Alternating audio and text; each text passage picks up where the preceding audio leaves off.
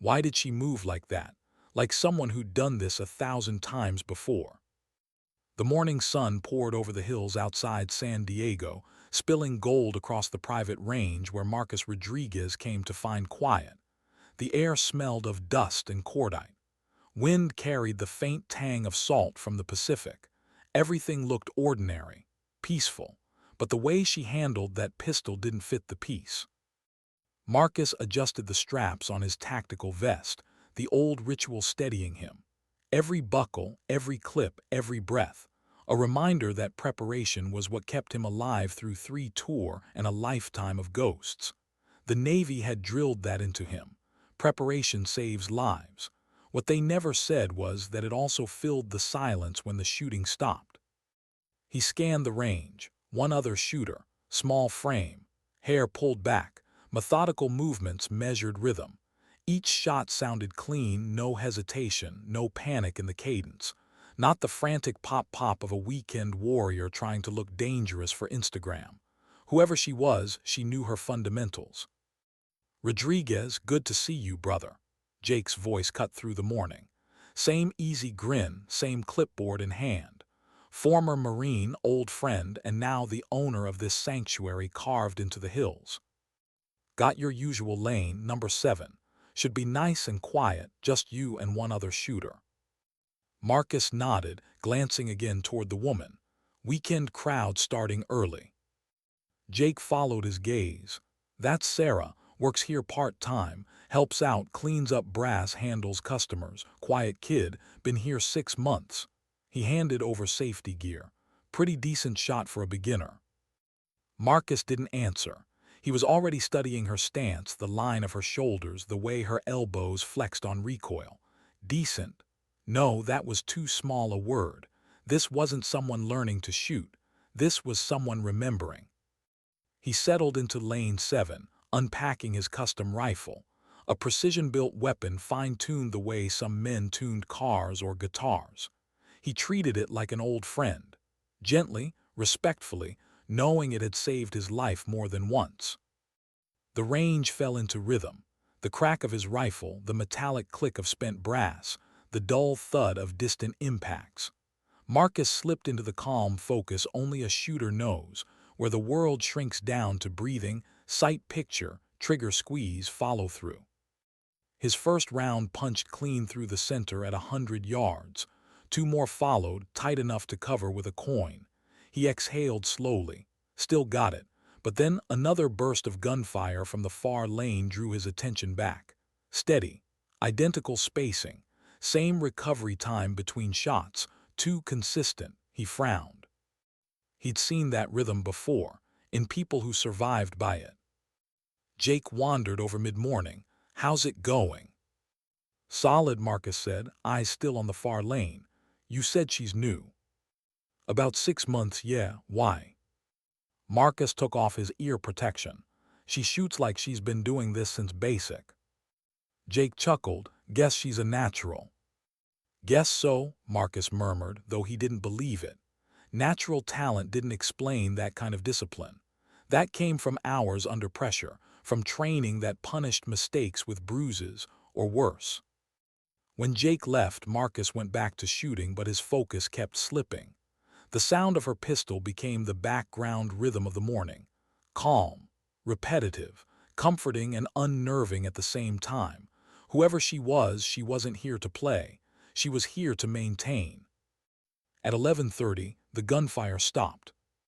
Marcus set down his rifle, curiosity finally winning over discipline. He walked down range, boots crunching on gravel, passing empty lanes until he reached hers. She was bent over a notebook, pencil moving fast, recording data, shot groups, distances, adjustments.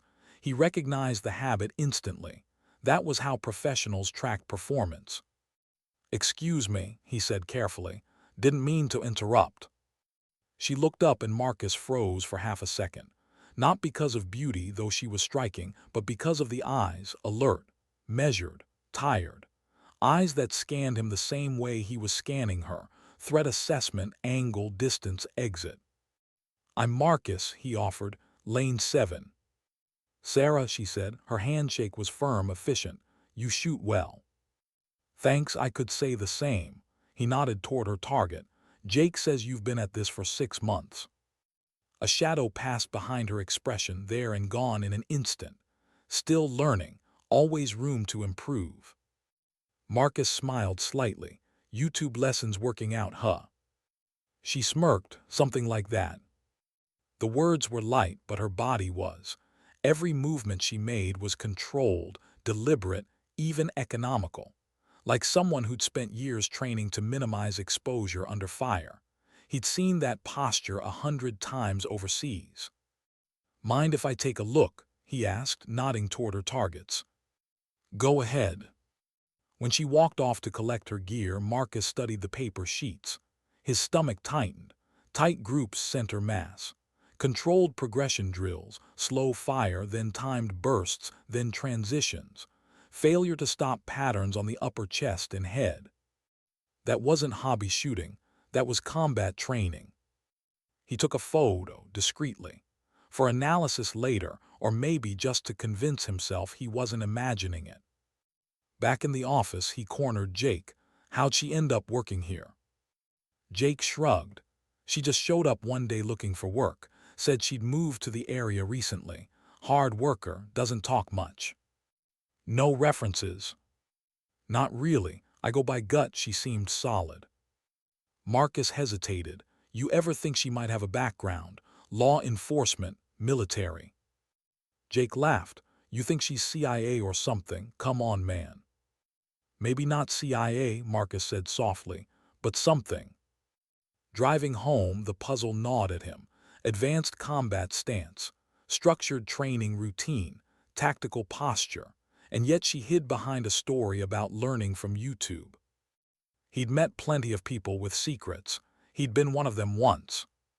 That night, he pulled up ballistic data from the photo he'd taken, studying the grouping patterns under lamplight. She wasn't just trained, she was refined. A shooter who drilled failure drills until they were muscle memory. He'd bet his life she'd worn a uniform once. The next morning, he told himself he was just going back to train, but he knew better. 3 days later, same time, same range. Sarah was already there, same lane, same calm rhythm. The way she adjusted her grip between magazines told him everything. This was no casual enthusiast. He chose a lane with a better view this time, pretending to adjust his scope but watching her through the glass. Each movement was smooth, economical. She cleared malfunctions, reloaded under simulated stress. Every motion screamed training. He'd seen Delta operators run those drills. He waited until she paused for a reload. Then he approached. Sarah, he said, pretending to wipe sweat from his brow. Good to see you again.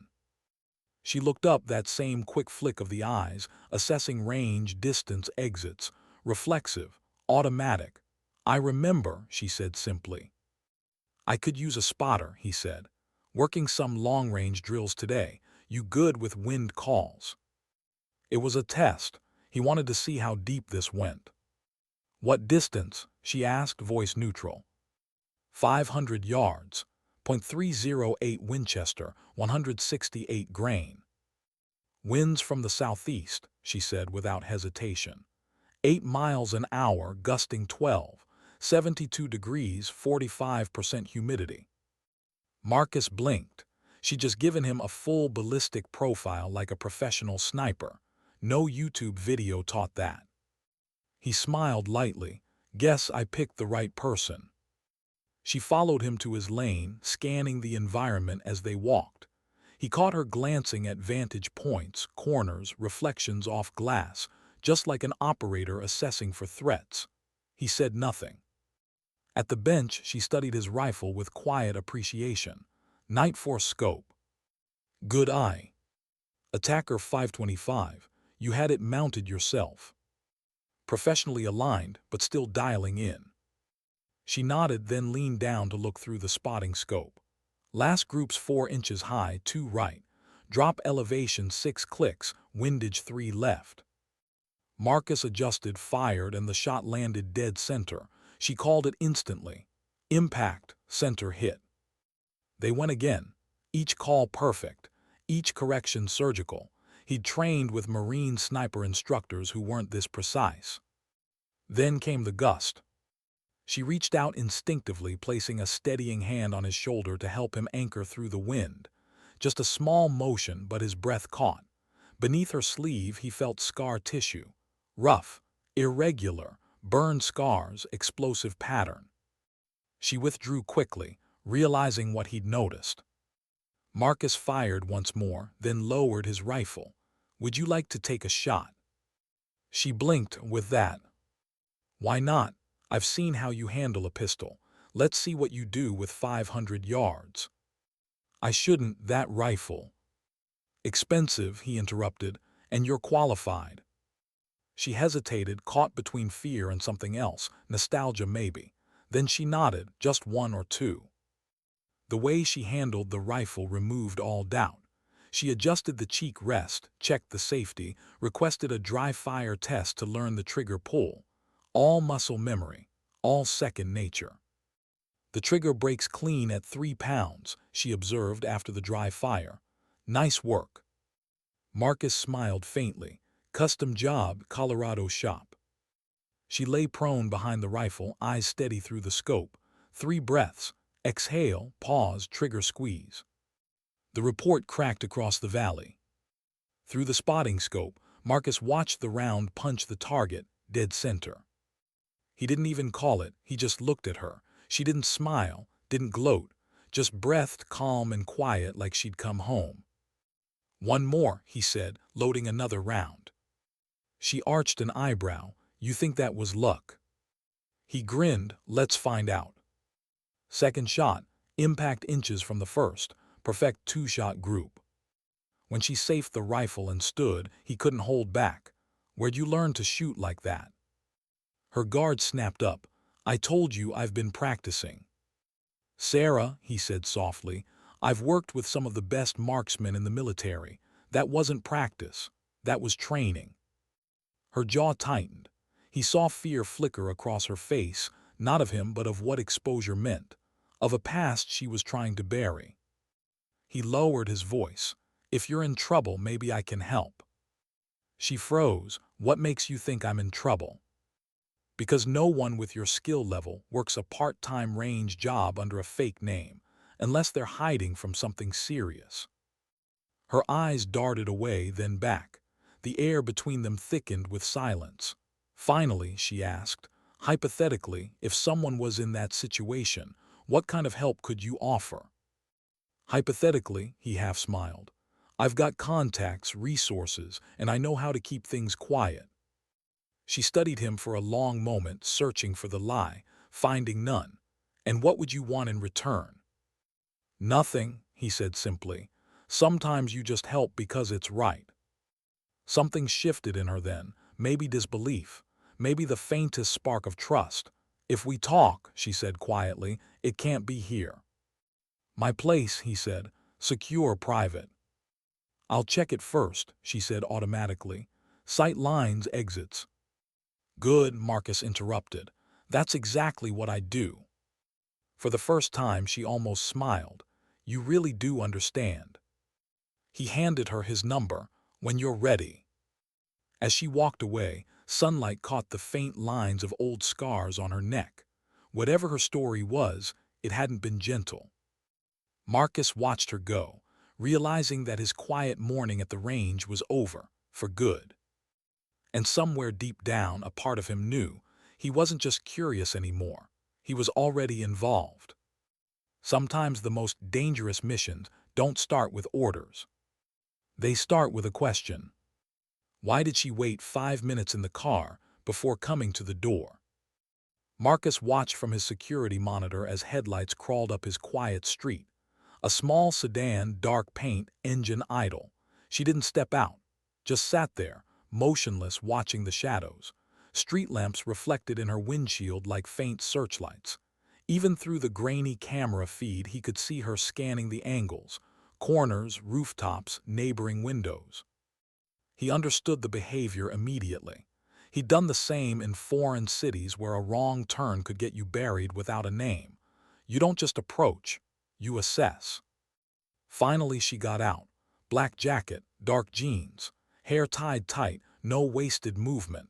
The way she walked said she wasn't new to being hunted. When he opened the door, her hand twitched, instinct, not fear. Probably felt for a weapon that wasn't meant to be seen. "Thanks for coming," Marcus said softly. "Coffee." "Coffee's good," she answered, eyes still flicking around the entryway. She didn't move farther in. Her stance was perfect, back to the wall, clear view of both exits. He nodded to himself, definitely trained. Marcus walked toward the kitchen, keeping his voice casual. "Cream or black?" "Black," she said, "easier that way." He smiled faintly, always is. By the time he handed her the mug, she had finished her silent perimeter sweep. Every corner, every window catalogued. Her eyes stopped on his wall display, military plaques, commendations, folded flag. "You still active?" she asked. "Reserve, training advisory now." She nodded once, sipping her coffee, eyes thoughtful. "Explains the discipline." "And you?" Marcus asked quietly. She hesitated. Her knuckles tightened around the mug. Then, in a voice that was all steel under exhaustion, she said, "My name is Sarah Mitchell. I was Army, military police, prisoner transport and protection details." Marcus didn't interrupt. You never interrupt when someone finally starts talking after months or years of silence. She set the mug down and stared past him into something far away. 3 years ago, Afghanistan, routine convoy, at least that's what the orders said. We were moving a high-value detainee, a Taliban commander with intel on future attacks. 7 vehicles, standard route, 2 standard. Her breathing changed, slower, controlled. The way people speak when they're balancing on the edge of memory and trying not to fall in. 30 seconds after we left the outpost, she continued, we hit the first IED. Then small arms fire from both sides of the ridge, RPGs, coordinated. They knew our timing, spacing, everything. Marcus didn't move. He could almost hear the echoes, the ringing metal, the chaos. He'd been in that kind of ambush. You never forget the rhythm of survival. Sarah's voice dropped. I heard the detainee speaking over a radio. English, perfect accent, talking to someone who called him by name, a name from our own command list. I started recording on my personal device. Didn't think, just acted. You got him saying it, Marcus asked quietly. Enough, coordinates, payoffs, call signs. Then everything went to hell. 2 trucks destroyed, 4 dead, 3 wounded. I got the prisoner out, but my team didn't make it. She stared into her coffee again as if it could show her faces she'd lost. Protocol said deliver the prisoner. I didn't. I wanted to know who he was talking to. Took him to a safe house off-grid. Started asking questions. What did you find? That the leak wasn't small, she said. It was systemic. People in our own ranks selling convoy routes, troop locations, even informant lists. American soldiers dying for someone's payday. Marcus exhaled through his nose. He'd seen corruption before, but this was treason wrapped in uniform. When I tried to report, she continued, they sent a strike team. Not insurgents, ours, precision hit. No warning, the safe house was vaporized. Marcus clenched his fist slowly. They tried to erase you. They erased everyone, she said softly, except me. She paused, and in that pause the air grew heavy. I've been on the run ever since, she said. New names, new towns, never longer than a few months. Every time I reach out for help, someone tracks me. Whoever's behind it, they've got reach inside command, intel, logistics. I stopped trusting anyone in uniform. Her eyes lifted to his, until now. Marcus felt the weight of that. Trust wasn't a gift. It was currency spent rarely and painfully. What about the recording? He asked. I still have it, encrypted, along with every piece of data I could scrape over the years, financial transfers, personnel movements, intercepted comms. But it's not enough. Not by itself. I need verification, access, legitimacy. Something only someone like you could give. He leaned forward. You're saying you can identify the network? She nodded. 3 American voices on that recording. 2 I matched through deployment logs. The third, higher rank, regional command level. That's the one pulling the strings. Marcus paced. You realize what you're talking about. This isn't just exposure, it's taking on the system itself. She gave a humorless smile. I've been at war with it for 3 years already. He looked at her then, not as a stranger, but as another soldier who'd carried too much weight for too long. He recognized the signs. Insomnia carved into her eyes, tension living in her shoulders, the careful restraint of someone afraid to breathe too deeply in case the world noticed. Finally, he said, You've been fighting alone. That ends tonight. Her brow furrowed. You'd risk your career for this, for me. For the truth, he said, and for the people who died because of it. She didn't answer right away.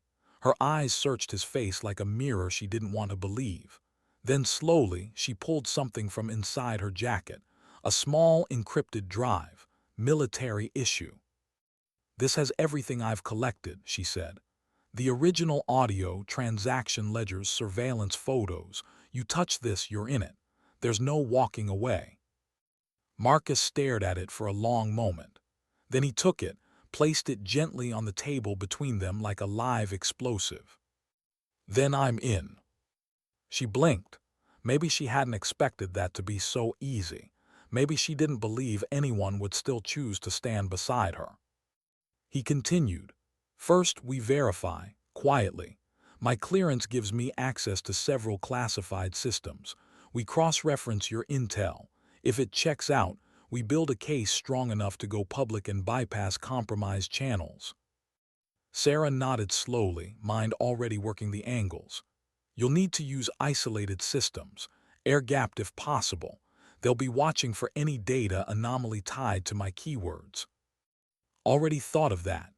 Marcus moved to his desk, pulling up a secure tablet. I've got a parallel access network for off-duty simulations. Nobody monitors those queries.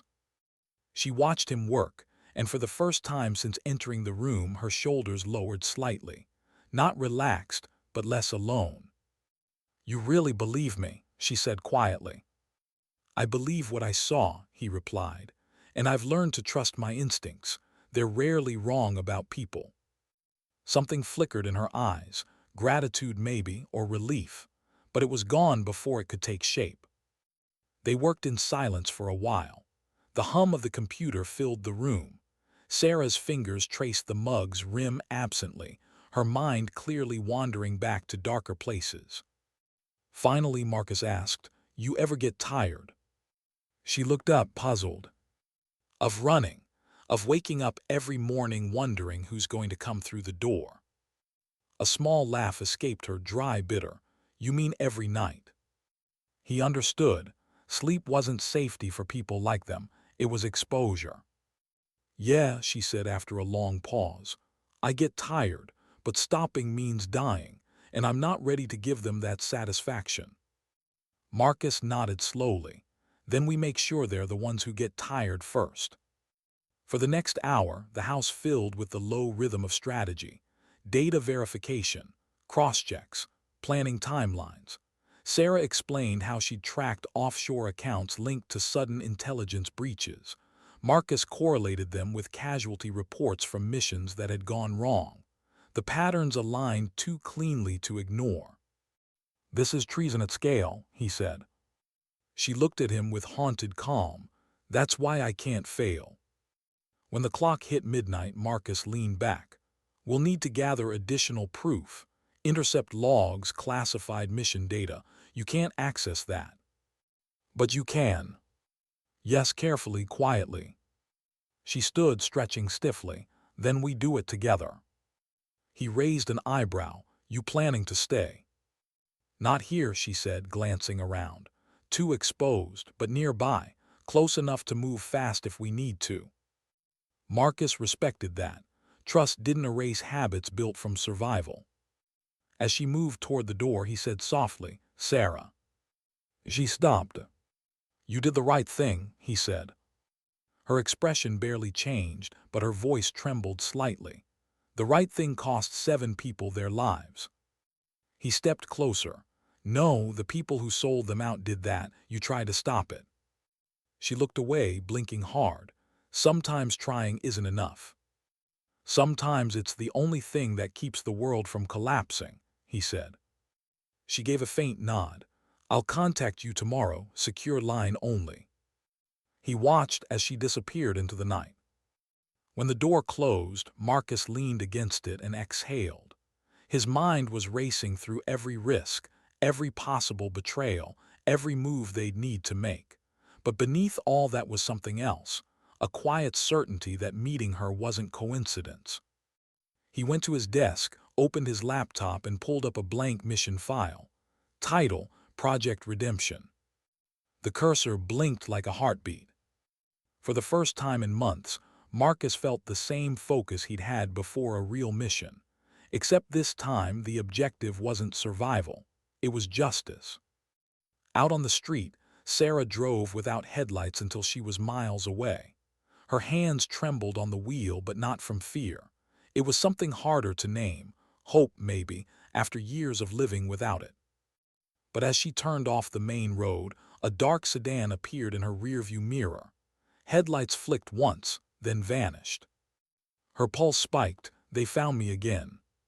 She took 3 quick turns, accelerating through narrow streets, then killed her lights and coasted behind a line of parked trucks. The sedan passed by, slow, searching. Only when it was gone did she allow herself to breathe. Her phone buzzed, a new encrypted message from Marcus. "If someone's watching, change location. I'll adapt. Stay safe." She stared at the message, a small, incredulous smile tugging at her lips.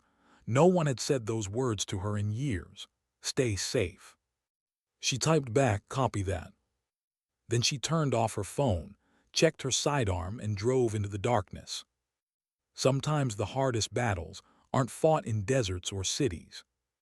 They're fought in silence, between fear and faith, guilt and purpose.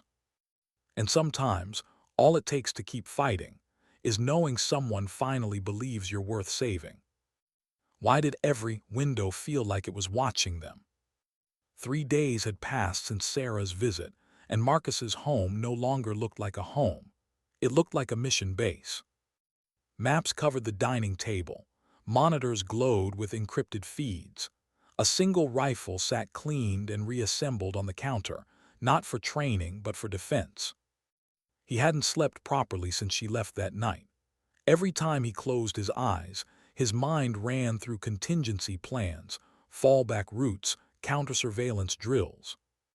Old instincts, old habits, the kind you thought you left behind when you stopped wearing a uniform. At 500, the doorbell didn't ring. It buzzed once, low and coded. He checked the camera. Sarah, hood up, duffel over her shoulder, scanning the perimeter before she even stepped inside. He opened the door, and she slipped in like a ghost.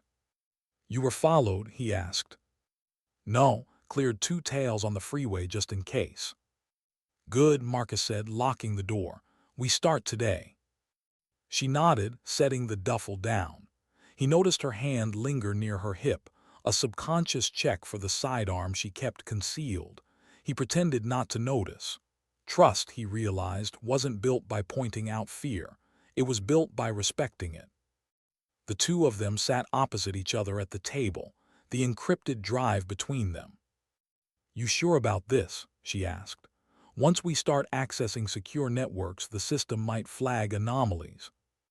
"I've run dark ops before," Marcus said. "We'll move in shadows."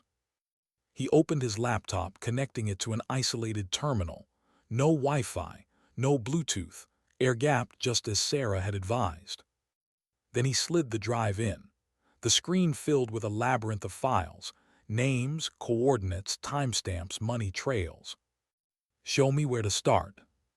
Sarah leaned forward, her hair falling across her cheek as she navigated through folders. "These are payment records, offshore accounts routed through front companies in Dubai and Singapore. Every time a convoy was ambushed, One of these accounts showed a large incoming transfer within 72 hours. Marcus clicked through the data, and his heart sank. The dates matched, the deaths matched.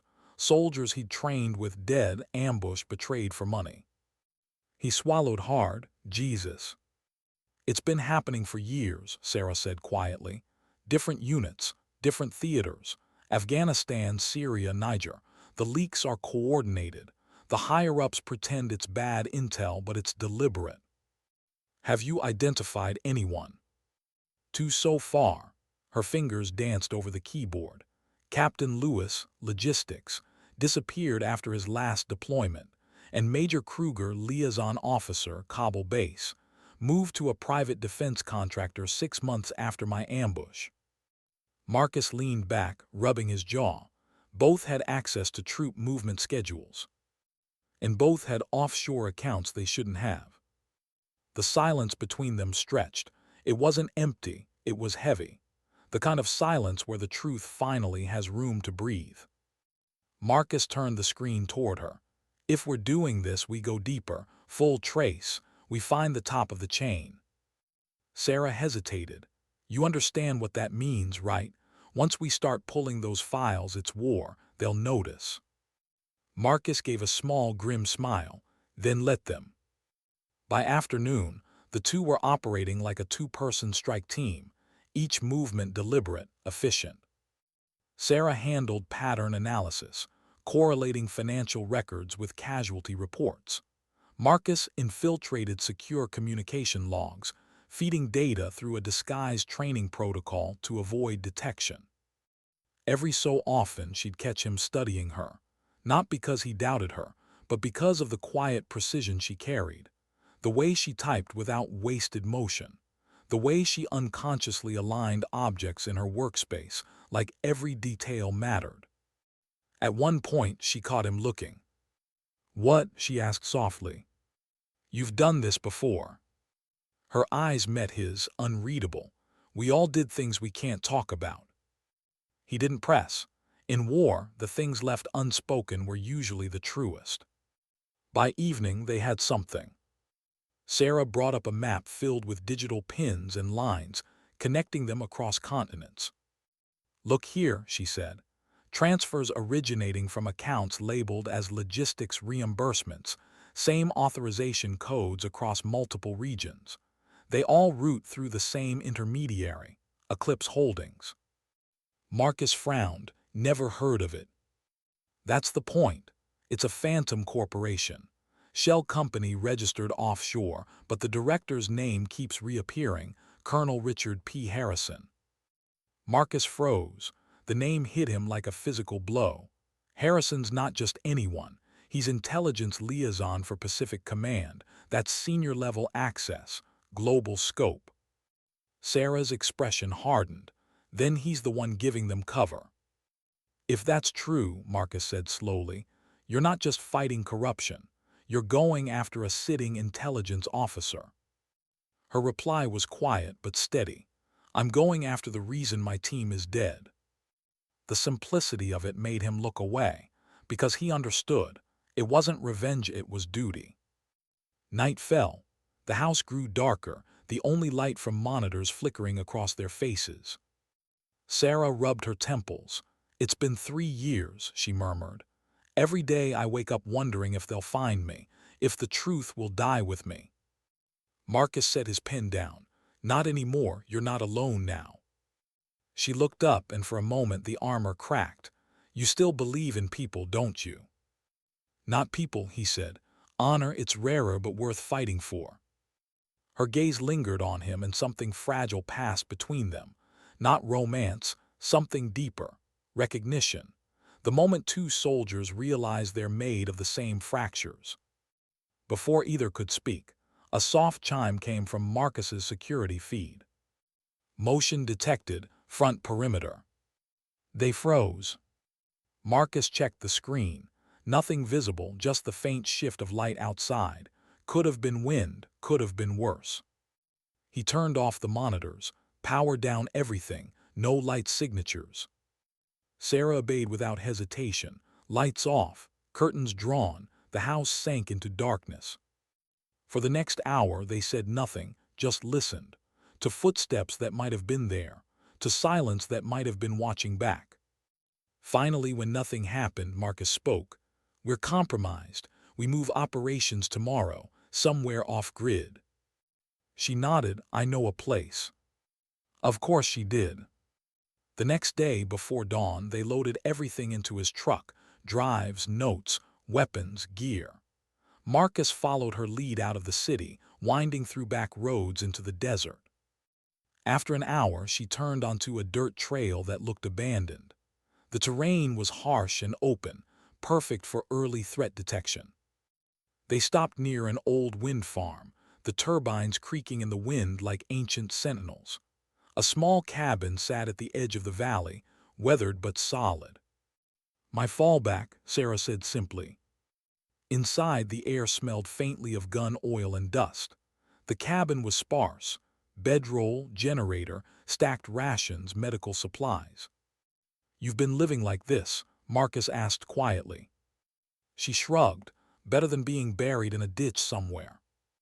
They set up their gear again, systems humming to life. Sarah pulled up new encryption layers. "We'll have 36 hours before anyone can triangulate this location through digital footprinting. Then we make it count." Hours bled into night. The investigation deepened. Each discovery widened the scope of the conspiracy until it stopped feeling like a mission and started feeling like a war. Sarah identified new players: private defense contractors laundering money through reconstruction projects, intelligence analysts falsifying casualty reports to erase links. Marcus mapped the hierarchy: layers of deception spiraling upward into command structures, so high they almost felt untouchable. "This goes all the way up," he said. "I know," she replied. "That's why no one believes me." He leaned back, staring at the desert outside. The turbines turned slowly under moonlight. "You ever wish you just walked away?" Her answer came like a whisper. "Every day, but then I remember their faces. My team, the ones who trusted me to get them home." Silence stretched. Then Marcus said, "They'd be proud you're still fighting." Her throat tightened. "They'd be dead either way." "Maybe," he said, "but dying isn't failure. Letting the truth die with them, that's what the enemy wants." She looked at him for a long moment, then nodded. "You sound like someone who's lost people too." "I have," he said softly, "and I learned the same lesson you did. The world doesn't end when they die. It ends when you stop doing what they stood for." She swallowed hard. "That's the only thing that's kept me breathing." Later, as she reviewed encrypted transmissions, Sarah's voice sharpened. "Marcus, look at this." On the screen, a new data packet appeared, time-stamped less than 2 hours ago. An incoming financial transaction from one of the Eclipse Holdings accounts. "Where's it going?" She magnified the routing chain. "Virginia, Langley area." Marcus's chest tightened. "That's Central Intelligence territory." "Someone's paying off a contact stateside," she said. "This isn't over there anymore, it's here." He exhaled slowly. "Then we're on borrowed time." They exchanged a long look. Neither said it, but both knew the truth. Once the network realized what they were doing, they wouldn't send warnings. They'd send professionals. At 200, Marcus took the first watch while Sarah rested. He stood outside under the cold desert stars, scanning the horizon through night optics. Wind whispered through the turbines. The desert was quiet, but not peaceful. He thought about what Sarah had said, about guilt, about carrying the dead with you like armor that never fits right. He'd spent years trying to silence his own ghosts, but maybe silence wasn't the answer. Maybe it was action. Behind him, the door creaked softly. Sarah stepped out, wrapped in a jacket, holding 2 mugs of coffee. "Couldn't sleep," she said. He smiled faintly. "Join the club." They stood in silence, sipping bitter coffee under a pale moon. After a long time, she asked, "Do you ever stop hearing them? The ones you lost?" He shook his head. No, you just start hearing them differently. They stop shouting and start guiding. She looked at him, eyes wet with fatigue and memories. I want that someday. You will, he said quietly, once this is over. She gave a soft, humorless laugh. If we make it that far. Marcus set down his cup, meeting her eyes. We will, because now they'll have to go through both of us. The desert wind carried their silence for a long while before she finally nodded. And somewhere deep inside that silence, trust began to take root.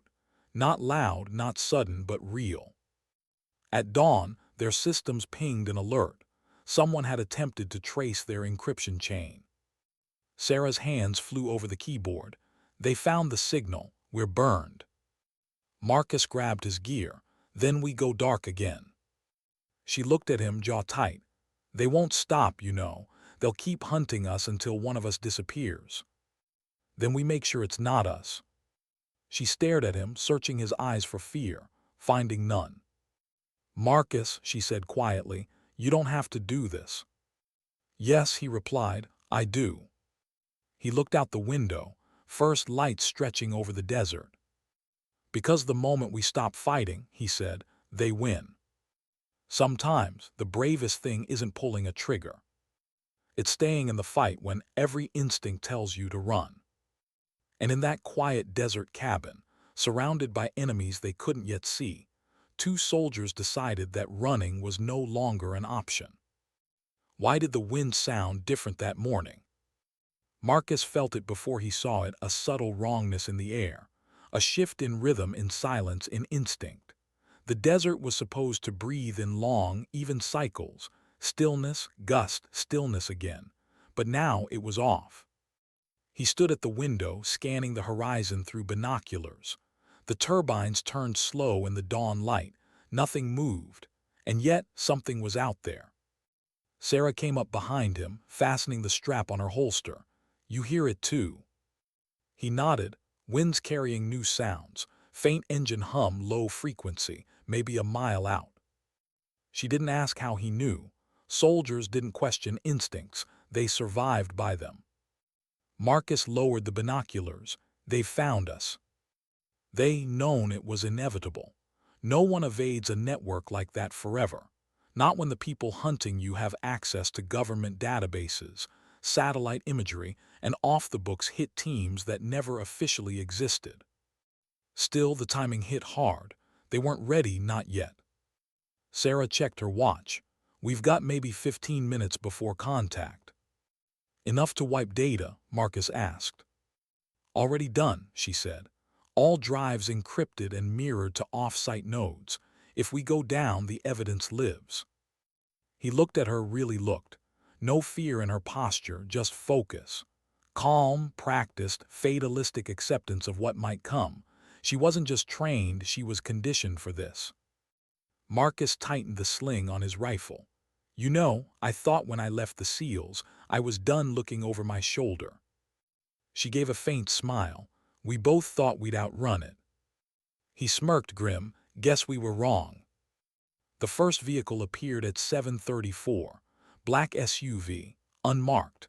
Windows tinted so dark the glass looked like mirrors swallowing the morning sun.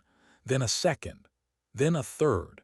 They stopped 100 meters out, kicking up dust that drifted like ghosts across the sand. 3 vehicles, Marcus said, peering through his scope. 6 men minimum, possibly more inside. Sarah adjusted her binoculars.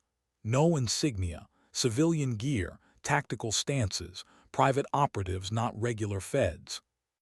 Marcus grunted. That's supposed to make me feel better. Depends how good they are, she said. He smirked again. Let's hope not good enough. Inside the cabin, the tension was surgical, each motion deliberate. Sarah moved to the window, laying out ammo in neat, measured rows. Marcus checked communication lines, setting up shortwave jammers. Once they make contact, they'll try to negotiate, she said. They'll claim authority, probably federal jurisdiction. Buy time to get closer, Marcus finished.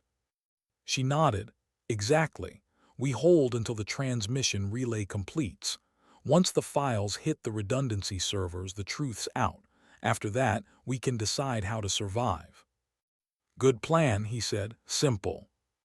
Simple doesn't mean safe. Never does. A loudspeaker crackled from outside. A man's voice, calm, official, dripping with counterfeit authority. Sarah Mitchell and Marcus Rodriguez, it began. This is Agent Harrison with the Federal Task Force for National Security Affairs. We're here to debrief you on allegations of classified data theft and espionage. Step outside, hands visible, and this can end peacefully. Sarah's expression hardened at the name, Harrison. Colonel Richard P. Harrison, she said coldly. The same name from Eclipse Holdings. Marcus's jaw tightened. He's not just running the network, he's leading the team. Means he's desperate, Sarah said. He came himself. Marcus looked through the scope, zooming in. There he was, the man behind the voice, standing by the SUVs, sunglasses reflecting the cabin like a dark mirror. He doesn't know the files are already mirrored, Marcus said. He thinks killing us stops it. Sarah picked up her rifle, steady hands betraying no fear. Then let him think that. The voice came again, louder now. Mr. Rodriguez, you're a decorated SEAL. You know how these things go. Step outside and talk. We can resolve this without violence. Marcus keyed his radio mic, his voice even. That's funny, Colonel. You didn't seem to care about avoiding violence when you were selling soldiers' lives for wire transfers. A pause, then Harrison's tone changed, colder, tighter. You don't understand what you're involved in. This is bigger than both of you. Sarah's eyes never left the scope. He's stalling, she whispered. Marcus nodded, flanking maneuver incoming. Outside, two men broke off from the SUVs, moving low and fast along the eastern ridge. Another team mirrored them to the west. Classic pincer approach. Sarah shifted position. You take east, I'll cover west. Marcus checked his rifle, non-lethal until they fire first. Understood. The first shot wasn't theirs. A suppressed crack split the air, glass shattering above Marcus's shoulder. The bullet lodged in the wooden beam behind him. He dropped low. Guess negotiations are over. The next 30 seconds blurred into instinct. Marcus rolled behind cover, returning controlled bursts toward the ridge. Sarah's shots were surgical, double taps, precise, mechanical. Through the dust, he saw one of the flankers drop, clutching his leg. The others fell back behind rocks, reassessing. They're testing us, she said between breaths, seeing how we respond. They'll find out soon enough, Marcus replied, ejecting his magazine. Reloading. Outside, the loudspeaker barked again, angrier now. Rodriguez, Mitchell, you're making a mistake. You think anyone going to believe two fugitives over federal officers? Sarah grabbed the transmitter and keyed it herself. Funny, I thought federal officers didn't use offshore accounts in the Caymans. A brief silence, then a sharp, low laugh from the speaker. You're clever, Sergeant, shame you don't know when to quit. Another volley ripped through the cabin walls, automatic fire this time. Wood splintered, glass rained down. Marcus ducked, they're escalating. Then so do we. Sarah slid across the floor, setting up her scope through a narrow gap in the wall. Two gunners behind the left SUV, third taking overwatch from the rocks. I'll suppress, Marcus said. He fired two controlled shots, high, loud, deliberate, while Sarah's round found its mark. The overwatch gunner crumpled instantly. The air smelled of gunpowder and sweat and fear, pretending not to exist. After the fourth exchange, silence fell again. A tense, heavy quiet. Even the wind seemed to hold its breath.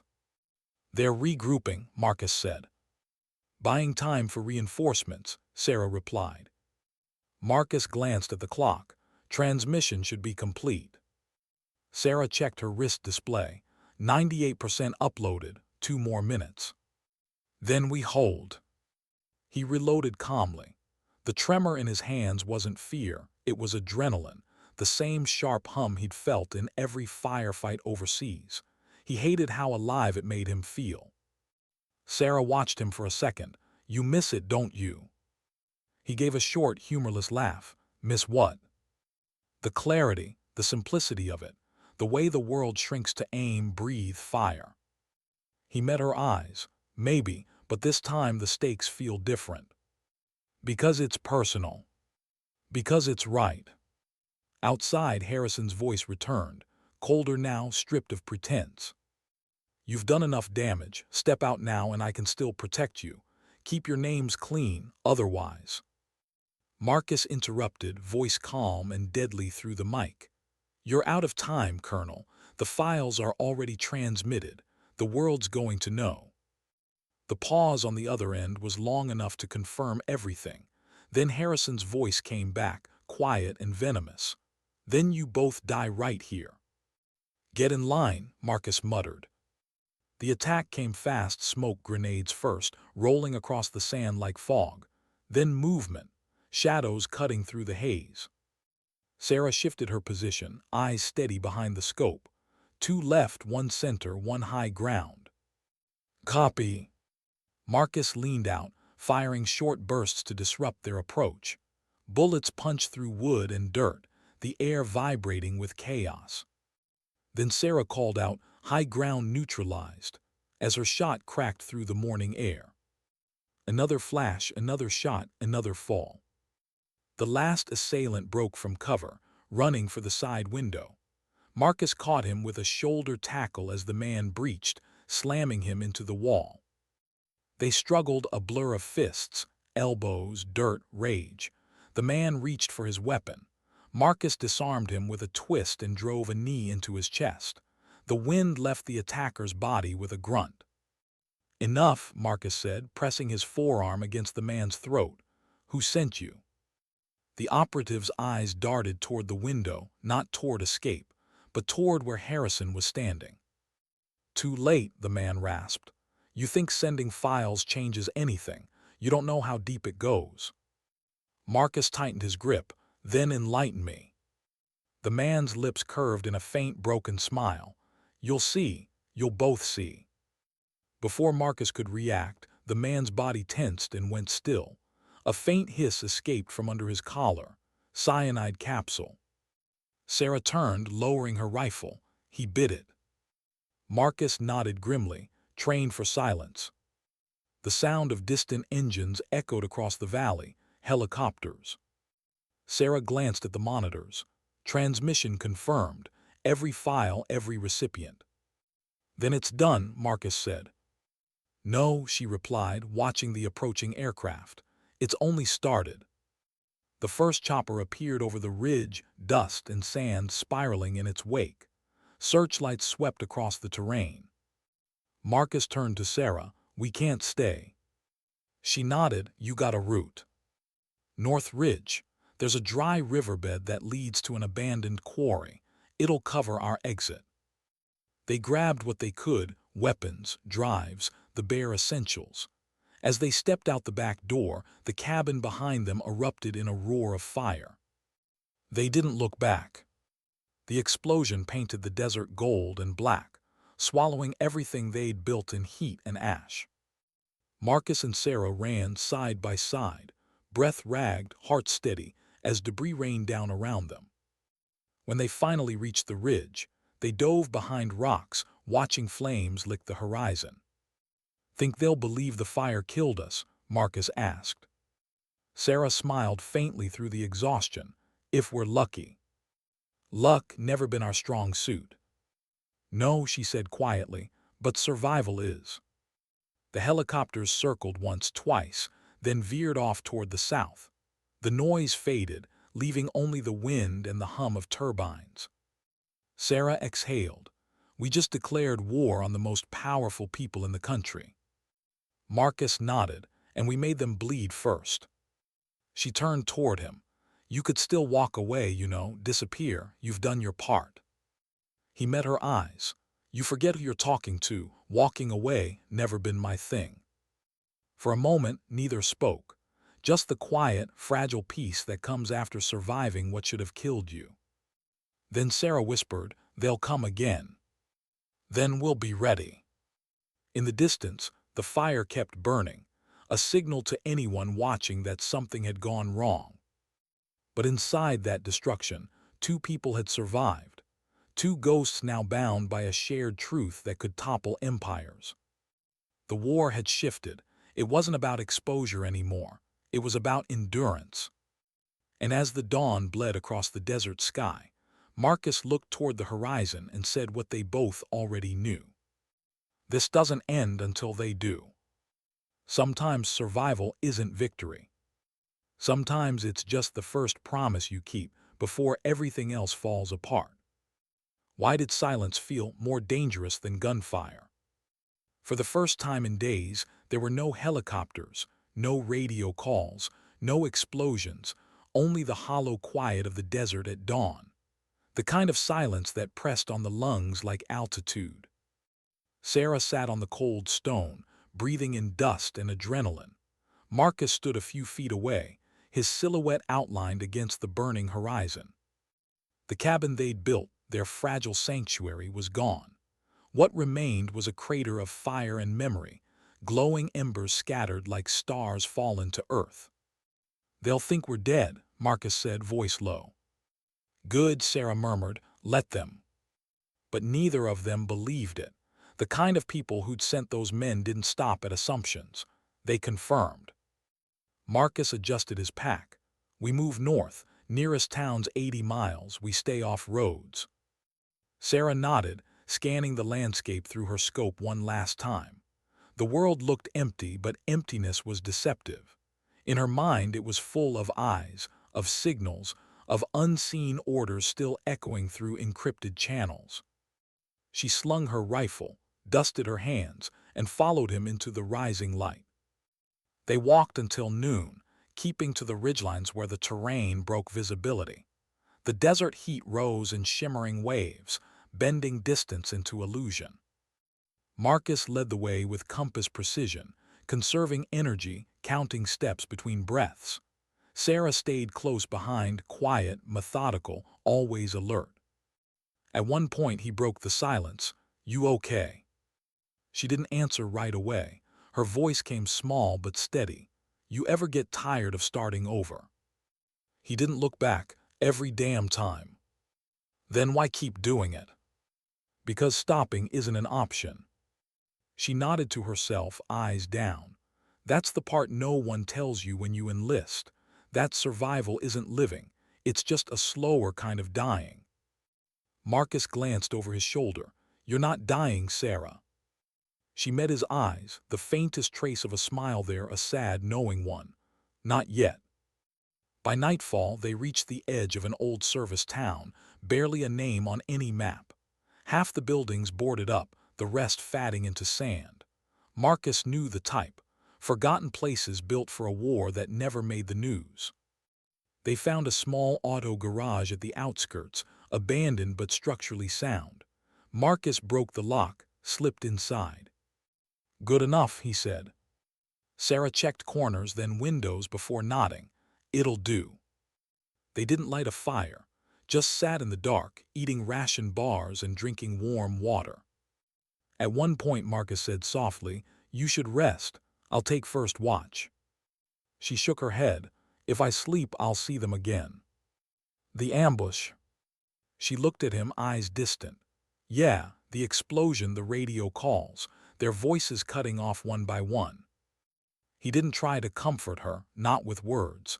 He knew what it was like to live haunted, to carry ghosts in your chest and pretend it's just breathing. After a long pause, she whispered, "You think people can come back from things like that?" Marcus took a deep breath. "Not the same, but maybe stronger, if they want to be." Her gaze fell to the floor. "I don't know if I want to be." He looked at her for a long moment, then said quietly, "You already are." By morning, the heat had returned, relentless, bright, blinding. Marcus found a working radio transmitter in the garage, half buried under rust and dust. He cleaned it, powered it on using the truck's battery, and tuned through static. "Anything?" Sarah asked. He frowned, adjusting the dial. "Maybe, wait." Through the noise came a voice, faint, distant, but clear enough to send a chill down both their spines. Classified leaks of sensitive military documents have been dismissed by officials as fabricated digital material. Investigations are underway into the source of the unauthorized transmissions. Sarah exhaled sharply. They're already spinning it. Marcus turned up the volume. Pentagon sources claim the data originated from compromised internal simulations, not operational files. No credible link between these files and recent command personnel has been confirmed. Then the broadcast cut. Static filled the air again. They're burying it, Sarah said bitterly. Everything we risked gone in a headline. Marcus shook his head. Not gone, just delayed. She stared at him. You still believe it'll come out? I believe the truth doesn't stay buried forever. Someone saw that data. Someone out there will start asking questions. Sarah laughed quietly, not joy, but disbelief. You really still think the system can correct itself? He met her gaze. No, I think people can. They stayed in the garage 2 days, moved only at night. Marcus monitored shortwave chatter, military channels, coded bursts, movement orders. Twice he intercepted transmissions mentioning Echo targets, their aliases. The hunt was still on. On the third night he found her sitting outside under the open sky. The stars stretched endless above them, unblinking, indifferent. She was cleaning her rifle in silence. Should try to sleep, he said softly. She smiled faintly. You ever notice the stars look different after a firefight? How so? They feel quieter, like they're watching you but they don't judge. Marcus sat beside her, stretching his legs. They've seen worse. She gave a small laugh. Probably. They sat like that for a while, neither speaking, just breathing, listening to the desert whisper through the broken windows. Then she said, You know what I miss most? He looked at her. What? Noise, the good kind, mess hall noise, laughter, arguments, life before everything turned into hiding. Marcus nodded. Yeah, I miss that too. She turned toward him, studying his face. You've lost people before, haven't you? He hesitated, then nodded. My last team, Operation Wolfgate. We were told it was recon, turned out to be a setup. 6 men went in, 3 never came back. Her voice softened. What happened? He looked down at his hands. Wrong intel, wrong command. Or maybe the same kind of corruption we're chasing now. Never got answers, just medals. She reached out, not to comfort but to connect. A small touch on his arm, a quiet acknowledgement between survivors. I'm sorry, she said. He met her eyes. We both are. Later that night, Sarah couldn't sleep. She opened her encrypted device, scrolling through data files, the same ones that had nearly gotten them killed. Numbers, voices, names. Every piece of it felt heavier now. Then she found one file she hadn't opened since the ambush, the recording from the prisoner, the voice that started it all. She pressed play. They won't stop. You think command cares about your teams. They need chaos. They sell the aftermath. Blood has profit margins now. His voice crackled through static, foreign but articulate, calm. You can't win this, soldier. You can only survive it. She stopped the playback, trembling. Marcus stirred from across the room. You okay? Sarah turned off the device, voice brittle. Sometimes I wonder if he was right. Marcus sat up, his tone steady. He was. How do you know? Because you didn't run, you stayed. She laughed quietly. You call this staying? He looked at her, eyes steady. You're still here, aren't you?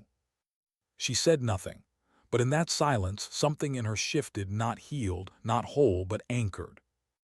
By dawn they had a plan, not to fight, not yet, but to vanish smarter. We head east, Marcus said, marking the map. There's a retired contact in New Mexico, ex-CIA, clean ID network. If anyone can help us move invisible, it's him. Sarah nodded. How far? 2 days if we keep low. And then what? Marcus looked at her, the faintest glint of purpose in his eyes. Then we rebuild, not hide, prepare. She frowned. For what? For the moment they realize we're still alive. They left the garage before sunrise, driving an old pickup they'd hot-wired from behind a mechanic's shop. The roads were empty, cracked, endless. Sarah watched the desert pass through the window, the same sand that had buried too many truths. She said quietly, "You ever think about what happens after all this, after the fight?" Marcus kept his eyes on the road. "You mean if we make it?" She nodded. He thought for a moment. "Maybe I find a place where no one knows my name, ocean nearby, no walls, no alarms." She smiled faintly. "And me?" He glanced at her. "You'll find something better." She chuckled. "You think there's a better after this?" "There has to be." For a while, the only sound was the hum of the engine and the desert wind. Then Sarah whispered, almost to herself, "If we die, at least it'll mean something." Marcus looked at her, jaw tightening. "It already does." By the time they crossed the state line, night had fallen. The sky was ink black, moon hidden behind drifting clouds. Marcus pulled over at an overlook, scanning the horizon with night optics. "Clear," he said. Sarah leaned against the hood, arms folded. "Feels strange." "What does?" "Being alive after you shouldn't be." He nodded slowly. "You'll get used to it." She gave him a look that said she wasn't sure she wanted to. Far behind them, in a secure command facility miles away, Colonel Harrison stared at the newsfeed showing grainy satellite images of the explosion site. No bodies found, no confirmation. Just heat signatures gone cold. He turned to his aide. "They're alive. Keep the search quiet. I want them found before the media does." The aide hesitated. "Sir, if the files are truly out." Harrison's glare cut through him. "Then we control the narrative just like always." Somewhere on that quiet highway, Sarah and Marcus drove into the dark, tired, wounded, but still moving. Not heroes, not fugitives. Just two soldiers trying to outlive a truth too heavy for the world to hold. Sometimes the hardest thing isn't dying for the truth. It's living long enough to make it matter. Why did the desert feel colder the closer they got to help? 2 days on the road and not a single checkpoint. No drones overhead, no unmarked cars trailing in the mirrors. It should have been comforting, it was. Silence like that didn't mean safety. It meant someone was waiting, patient, confident, already ahead of them. Sarah sat in the passenger seat, eyes locked on the horizon. The truck's suspension groaned over cracked asphalt. Every bump sounded like a heartbeat. "How much further?" she asked quietly. Marcus checked the GPS, an old offline model with a cracked screen. 22 miles. Outpost town called Piedra Azul. Our guy's 2 clicks west of it, old comms station converted into a ranch house. Name: Graham Walters, retired CIA signal intercepts. Used to be part of joint task operations before they shut it down. He's clean, or at least he used to be. Sarah gave a dry laugh. We've both learned how much that word's worth. Marcus didn't answer. He just kept driving, eyes flicking between road and rear view. They reached the town by early afternoon. Piedra Azul was nothing, a scatter of rusting trailers, a closed diner, a single gas station still pretending to function. No one looked twice at them. The kind of place where everyone was hiding from something. They drove through without stopping. The road turned to gravel, then dirt, then finally disappeared into scrubland. Ahead, a weathered building came into view, low roof, radio mast still standing, solar panels half buried in dust. "That's it," Marcus said.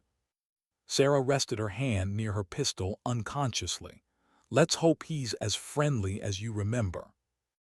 They parked 100 yards out. No visible guards, no vehicles. Marcus raised his binoculars.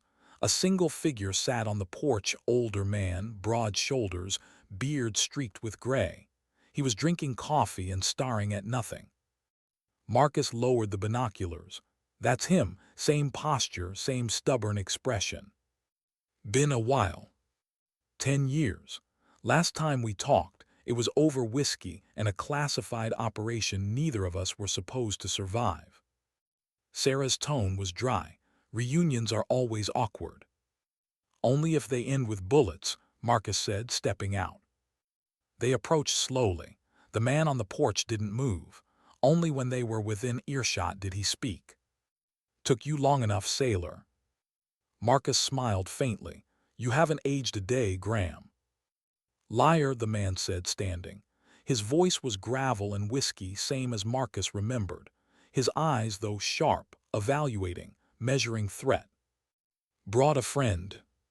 Sarah Mitchell, Marcus said. Army, she's the reason we're still alive. Walters nodded once, offering his hand. Ma'am. Sarah shook it, firm, brief. You got a place we can talk. He gestured inside. Come on in, I'm guessing this isn't a social call. The interior smelled like old dust and machine oil. Radios lined the walls, analog and digital, all jury-rigged to solar. Walters poured coffee into mismatched cups and leaned against the counter. Now, he said, why do I have two ghosts from the military showing up at my doorstep in the middle of nowhere? Marcus placed a small encrypted drive on the table, because the system we bled for is eating itself alive. Walters frowned. Go on. Sarah leaned forward. You ever hear of Eclipse Holdings? The man's eyes flickered just enough to notice. Can't say I haven't. Then you know what it is. Shell front, he said. Ran through private logistics firms. Used to hear chatter about it years ago, back when I was still monitoring cross-department signals. Word was, someone high up was using it to move untraceable funds. They still are, Marcus said. We have the proof. But the second we sent it out, they came for us. Wiped our safe house off the map.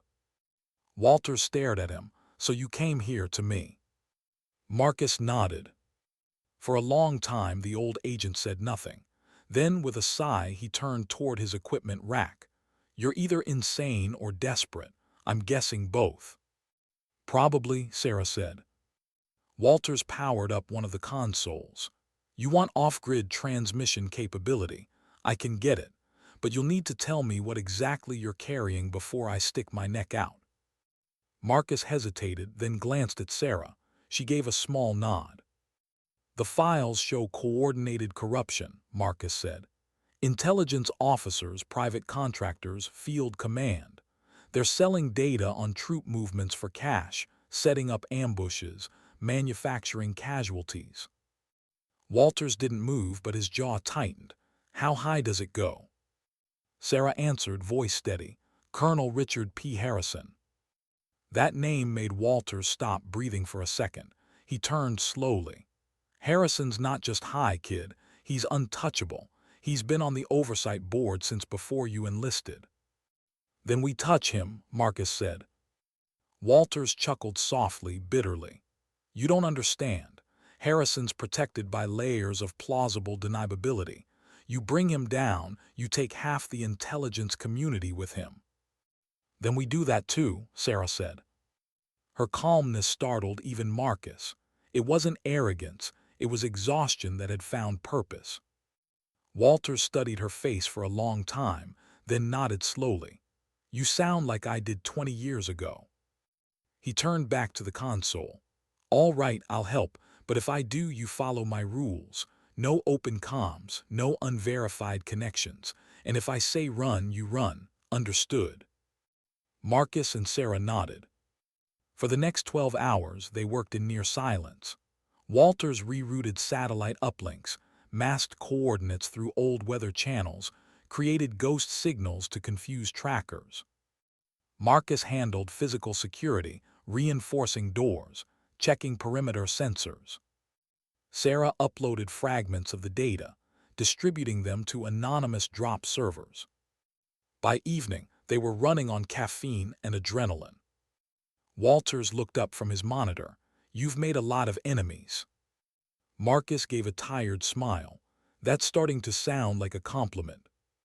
Then Walters added, "But one of them might already be here." Marcus froze. "What?" Walters turned the screen toward them. 2 hours ago, a ping hit my outer network. Someone tried to locate this station through a frequency I've never used except once." Sarah frowned. "When?" "5 years ago, Harrison's task force." Marcus swore under his breath. "They found us again." Walters shook his head. "Not exactly. They're not sure. The ping was indirect, a test. Someone close is feeding them crumbs." Sarah stiffened. "You think we were tracked?" "Maybe not by accident," Walters said. His tone softened, but his words didn't. "Which one of you contacted someone after the explosion?" Marcus looked at Sarah. Her eyes went wide, defensive. "I didn't tell anyone." "Think," Walters pressed. "Not directly. Maybe a signal, a failsafe, a call to a contact you trusted." Sarah's voice faltered. "There was a message I sent, encrypted, to a friend from the old unit. I needed confirmation that the files went through." Walters swore quietly. "That's all it takes." She looked stricken. "He wouldn't betray me." Marcus said gently, "Maybe he didn't have a choice." Silence heavy, accusing. Then the distant rumble of engines broke it. Walters moved fast. "Motion sensors, West Ridge, 3 vehicles." Sarah grabbed her rifle. "We're not doing this again." Walters shook his head. "Not here, we won't survive a siege. They'll bring drones this time." Marcus scanned the terrain outside. "Extraction route."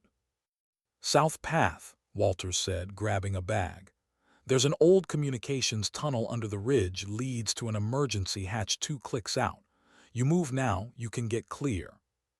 "And you?" Marcus asked. Walters met his eyes, a faint smirk ghosting across his face. "Someone has to stall them." "No," Marcus said firmly, "we stay together." "You don't have a choice, son. You're the payload now." Sarah stepped forward. "You'll die if you stay." "Better me than both of you," he said simply. "Besides, I've been waiting 20 years for a fight that meant something." He reached out and gripped Marcus's shoulder. "Find someone who will believe you. The files are worthless unless someone in power decides they're real." Marcus hesitated, then clasped his hand. "I'll finish it." "I know you will," Walters said with a small, proud smile. They moved fast, through the back corridor, down rusted stairs into the tunnel. It smelled of dust and concrete and the ghosts of Cold War secrets. Sarah led the way, flashlight slicing through the dark. Behind them, faintly, they heard the first distant thuds of boots, the sound of inevitability catching up. At the tunnel's end, Marcus stopped, turning back toward the way they came. "Marcus," Sarah hissed, "we have to go." He didn't move. Above them, the faint sound of an explosion rattled dust from the ceiling. Sarah flinched. "That was." He nodded. "Walters." Another explosion followed, then another. The tunnel trembled like a living thing. "He's buying us time," Marcus said softly. "Let's not waste it." They emerged into the open desert under a black sky streaked with firelight from behind the ridge. Sarah turned once, just long enough to see the plume rising where the station had been. Her voice broke. "He didn't deserve that." Marcus's reply was quiet. He knew what he was doing. She swallowed hard, fighting the guilt that always followed sacrifice. "He helped us, for nothing." "For something," Marcus said. "Now it's just us." She looked at him, the faint glow of flames reflecting in her eyes. "Then we finish it." He nodded. "No more running." They walked until dawn, the desert behind them still smoking. Ahead lay only more uncertainty, but also a kind of clarity that came from losing everything except purpose. They found an old railway bridge, abandoned and half-collapsed, crawled underneath it, slept in shifts. When Sarah woke near sunrise, Marcus was still awake, sitting guard. She watched him quietly for a moment. You think we'll ever stop losing people? He didn't look at her, not until someone makes it matter. She was quiet for a long time, then said, "Then that's what we'll do." Miles away, in a high-security command center, Harrison watched a satellite feed of the destroyed outpost. His aide approached. "No bodies again, sir." Harrison's jaw clenched. "They're not ghosts, keep searching." "Sir, the leaks are spreading. Civilian analysts are beginning to verify fragments. We can't contain all of it." Harrison turned, eyes sharp with fury and fear. "Then we discredit them, destroy the source, destroy the story. Do you understand?" The aide nodded. As the screen flickered, Harrison's reflection glared back at him. A man who'd built his empire on lies and blood, now realizing the walls were beginning to crack. Out in the desert, two survivors moved beneath a pale sun, toward a world that didn't yet know their names but would soon learn their story. And though exhaustion weighed on their bodies, something else burned in their eyes, not revenge, not even justice. Just the quiet certainty of people who refuse to die in silence. Sometimes courage isn't about fighting harder. It's about still walking when everyone else has stopped believing you'll make it. Why did the city feel more dangerous than the desert? After a week of dust, hunger, and silence, civilization looked like a mirage, concrete towers shimmering against the haze, noise bleeding into sky. Sarah watched it from the passenger seat, hood up, sunglasses hiding the exhaustion in her eyes. The truck's engine rattled with every mile, threatening to fall apart before they reached the edge of Albuquerque. "You sure about this?" Marcus asked, not looking at her. "Not even a little," she said. He gave a small, humorless smile. "Good, means you're thinking clearly." They hadn't spoken much since the outpost. Both knew what it meant, another man gone, another friend burned to ash in their wake. It was the kind of silence that didn't come from lack of words, but from too many. The plan was simple. It had to be.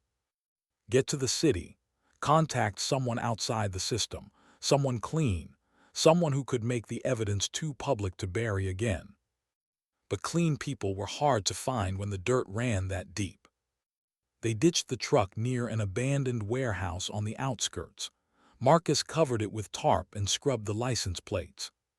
Sarah checked her pistol, adjusting the magazine with muscle memory. "You're tense," Marcus said. "I've been tense since 2019. He smirked. "That long?" She shot him a look. "You really think we'll make it out of this alive?" He paused, then said quietly, "Alive doesn't always mean safe." She looked at him, studying the man who'd somehow become both shield and anchor in a world that had none. "You always talk like you've already accepted the ending." He shrugged. "I just stopped pretending it'll be a good one." They moved through back streets, keeping to shadows. Sarah noticed how strange people looked after so long in hiding, loud, careless, unaware of how fragile safety was. It almost made her angry, almost. Marcus guided her to a rundown cafe with a flickering neon sign. Inside, a single man sat near the back, early 40s, clean suit, tired eyes. "That's our contact," Sarah whispered. "Yeah, name's Daniel Harker, independent journalist. Used to cover embedded operations before his sources dried up. Walters mentioned him years ago." She frowned. "You trust him?" Marcus hesitated, enough to give him a chance. They approached the table. Harker looked up, scanning them both. "You're late." "Had some detours," Marcus said. Detours that involved blowing up half a communication station. Marcus stiffened. "You've been watching." "Let's say I've been following whispers. You two made quite a ripple." Sarah leaned in. "You want to write about it?" Harker's eyes narrowed. "I want to survive it, there's a difference." She slid a small encrypted drive across the table. "That's your story. Every name, every file, every wire transfer. Proof of systemic treason under the Eclipse Holdings front. Harrison's the core. Harker didn't touch it. If this is what I think it is, I'm dead the second I plug that in. Marcus leaned closer. Not if you're loud enough.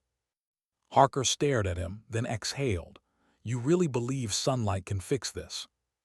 No, Marcus said, but it'll make hiding harder for them. Harker finally picked up the drive, weighing it in his hand. You realize once this goes public, you'll have nowhere left to run. Sarah's voice was low, steady. We haven't had anywhere for years. The journalist studied her, the exhaustion, the scars, the stubborn fire still burning behind the eyes. Then he nodded slowly. Give me 48 hours. Make it 24, Marcus said. They'll know we're here by then. Harker stood. There's a safe drop downtown. If I make it that long, I'll contact you.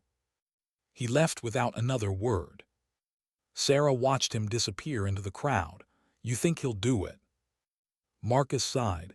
He's scared enough to try, that's a start. They found shelter in an abandoned motel off the interstate. Half the rooms were gutted. The sign out front still read VAC NCY, the missing letter swinging on rusted hinges. Sarah paced by the window, checking every sound. Marcus sat on the edge of the bed, cleaning his weapon. He looked terrified, she said. He should be, Marcus replied. Terror keeps people honest. She stopped packing. You ever get tired of being the calm one? He glanced up. You ever get tired of pretending you're not scared?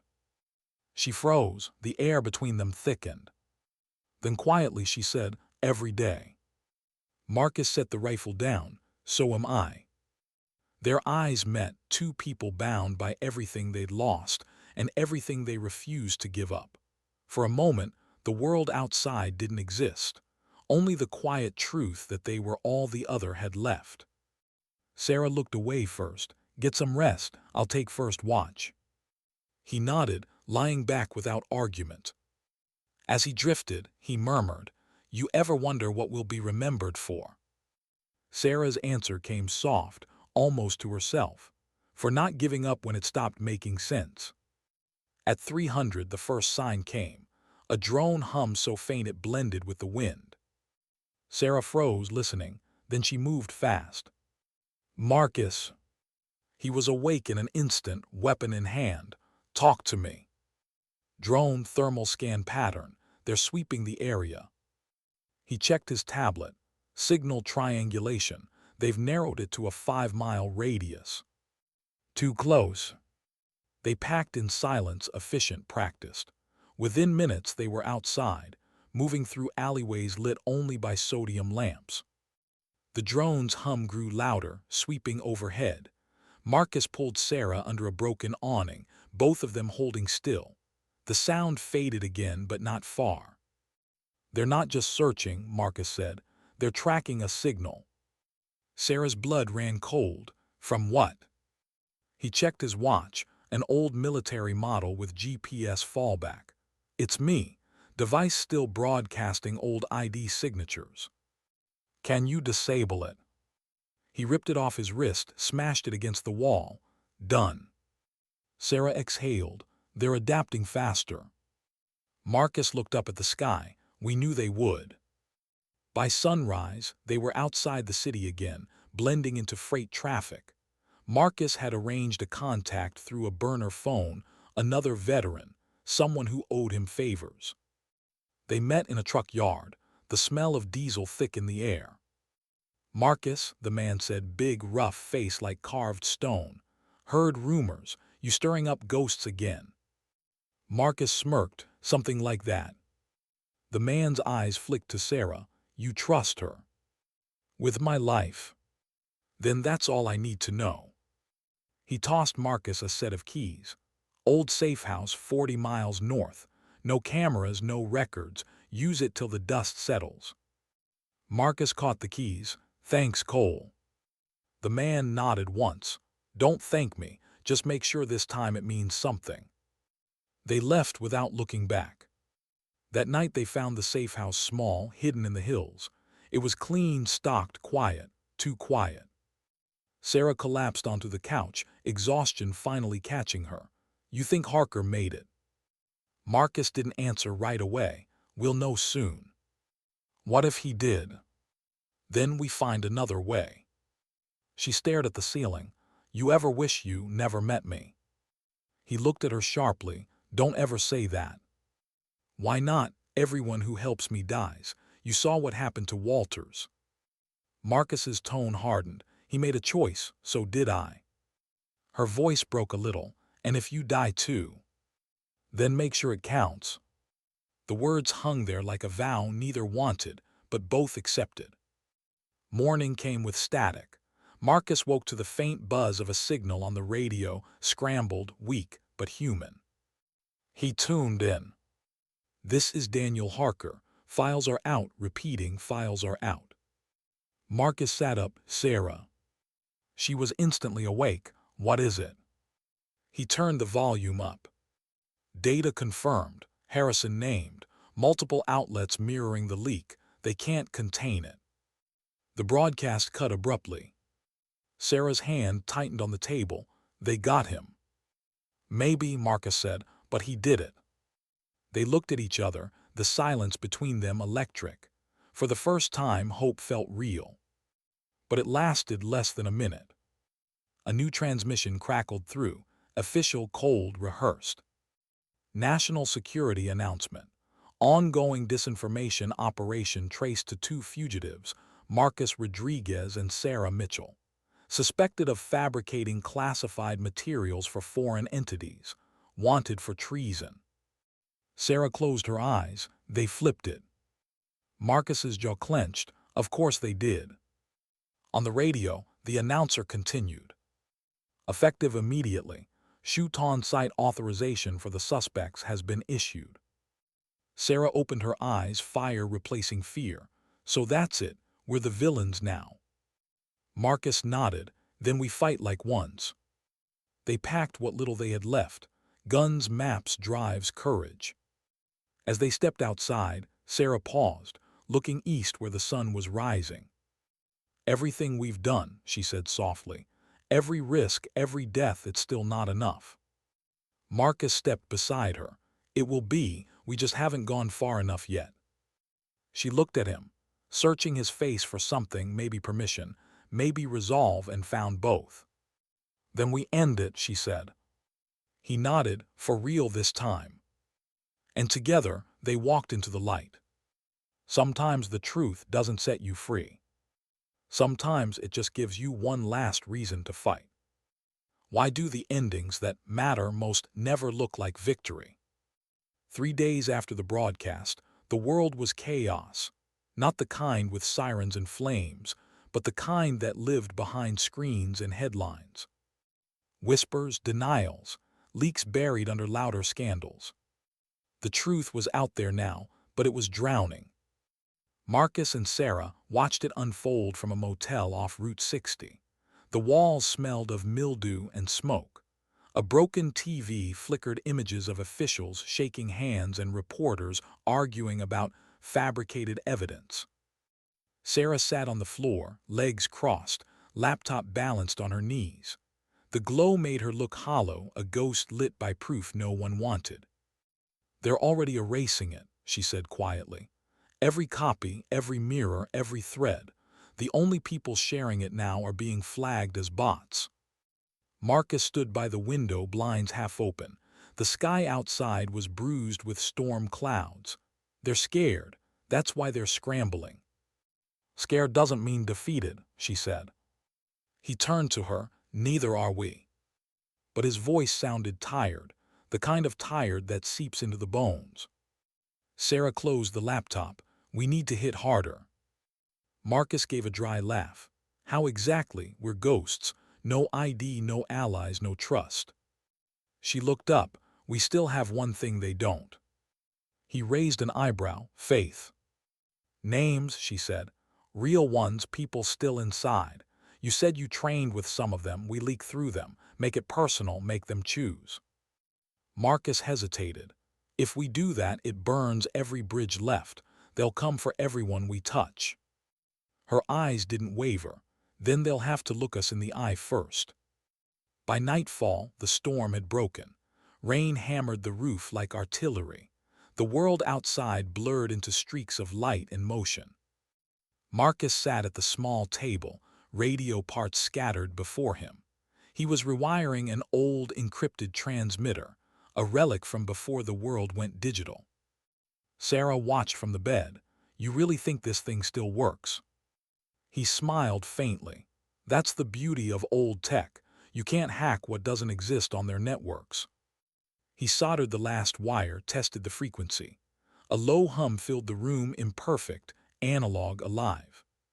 "Who are we calling?" she asked. "Someone who owes me a favor," Marcus said. "General Ortega, old command liaison, clean record, good man. If anyone still believes in the oath, it's him." Sarah leaned forward. "And if he does?" Marcus looked at her. "Then this ends differently." The signal connected at midnight, static first, then a voice wary, older. "Rodriguez, Jesus, I thought you were dead." "Almost," Marcus said. "Need 5 minutes." "You're wanted for treason, son. You have any idea what you've done?" "Yeah," Marcus said. "I exposed the traitors you didn't."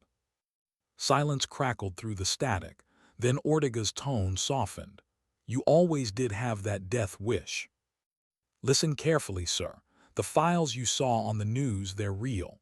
Harrison's been laundering operations through Eclipse Holdings for years.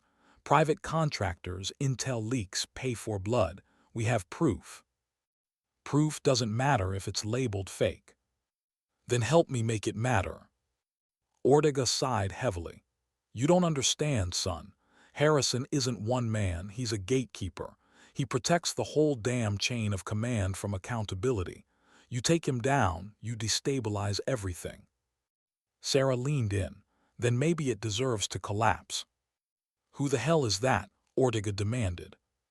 "Someone who lost her entire unit to the system you're defending," Marcus said.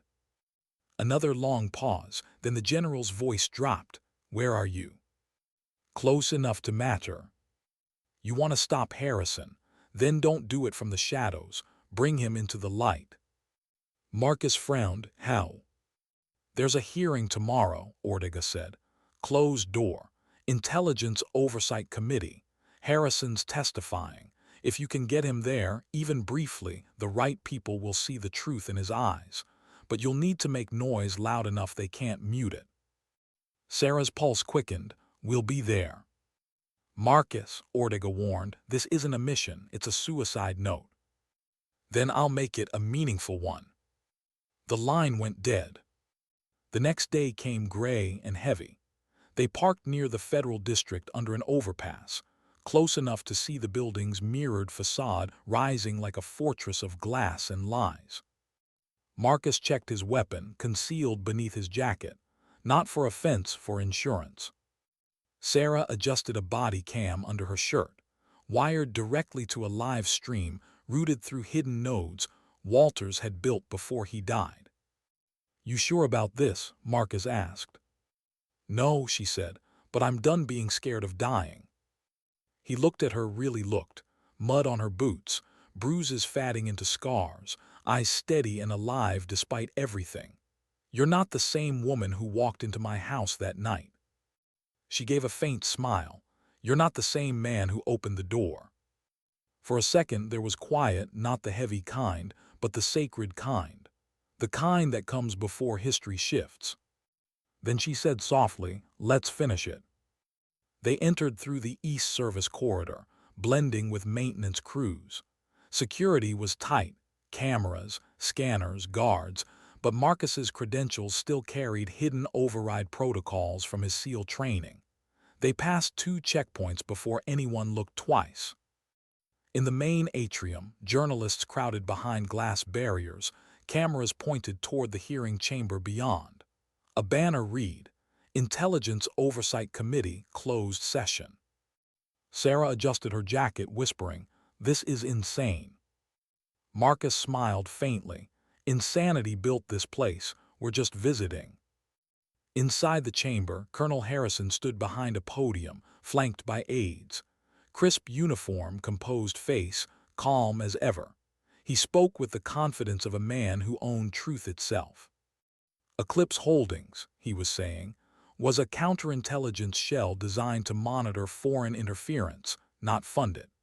These allegations are the product of malicious disinformation, amplified by digital forgery.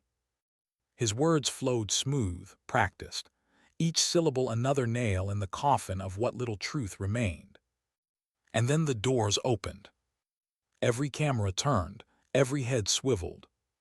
Sarah and Marcus walked in, not fast, not loud, just deliberate. The air thickened instantly. "Sir," one of the guards barked, "this session is—" Marcus raised his voice. "You're talking about disinformation, Colonel.